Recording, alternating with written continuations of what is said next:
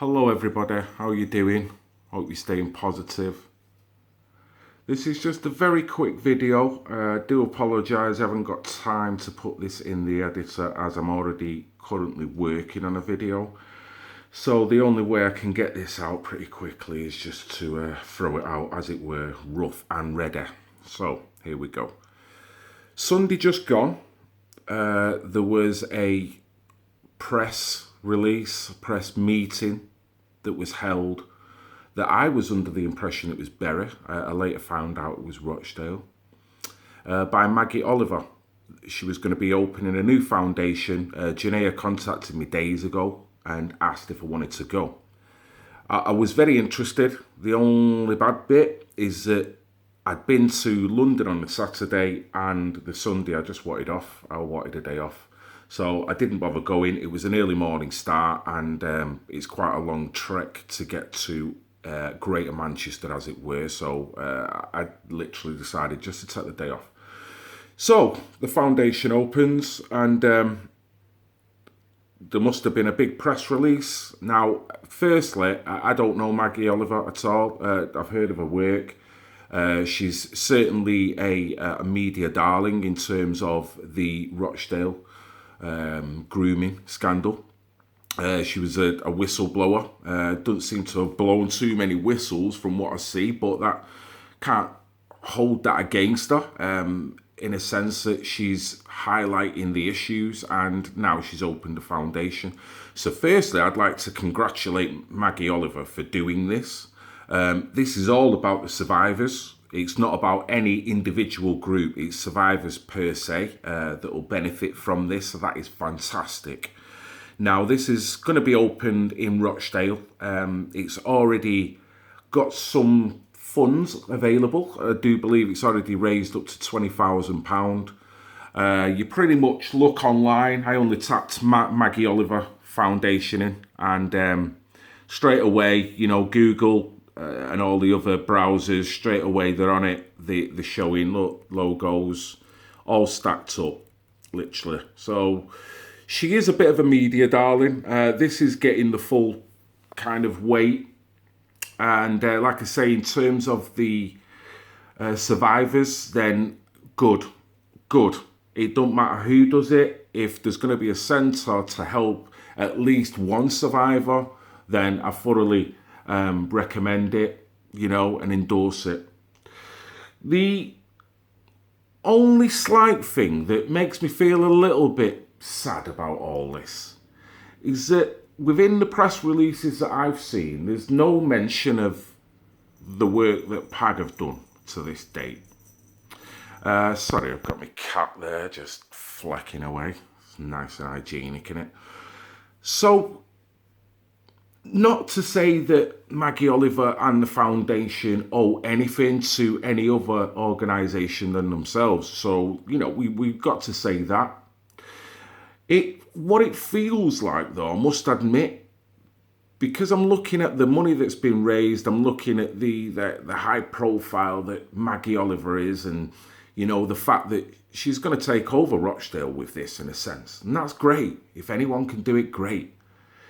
But I do feel that, in a way, that PAG UK, are they being airbrushed out of Rochdale in terms of their name and what they are all about as a group for survivors? And looking at the article, it almost intimates that there's nothing actually in Rochdale to deal with the grooming and abuse in general.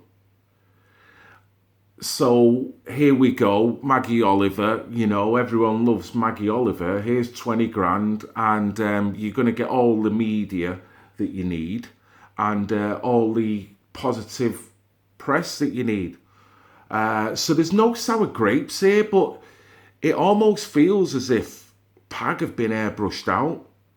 With the work that PAG have done, with the help of the survivors, with the fact that these guys, let me get this fact out, okay? These guys very rarely get a positive article put out by the mainstream because they don't even get mentioned, whether it be negative or positive. They just kind of get forgotten about. I think it was only Rochdale Online that predominantly talk about them. It's such a shame when you see that these guys have collated nearly 30 years in convictions by the intel. Now, you know that the CPS would not accept a single case unless that case was watertight and they could do something with it, okay? So the intel to each case that PAG has provided, the evidence that has had to have been gathered has had to have been gathered in such a professional manner where the CPS will then accept the case and then go through the process. That's never mentioned. They've got best part of 30 years of convictions of paedophilic behaviour and other nefarious behaviour that's been going on in Rochdale. Plus they do a patrol of paedophilia / grooming gangs. Airbrushed out.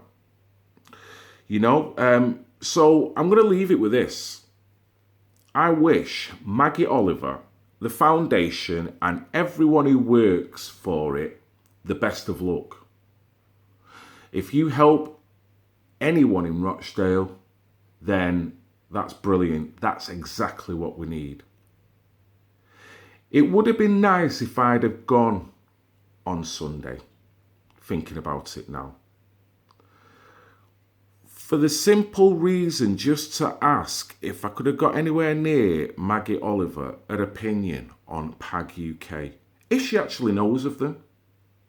Now, Billy will say at this point, Phil, of course she knows of, because I have got screenshots of conversations with Maggie.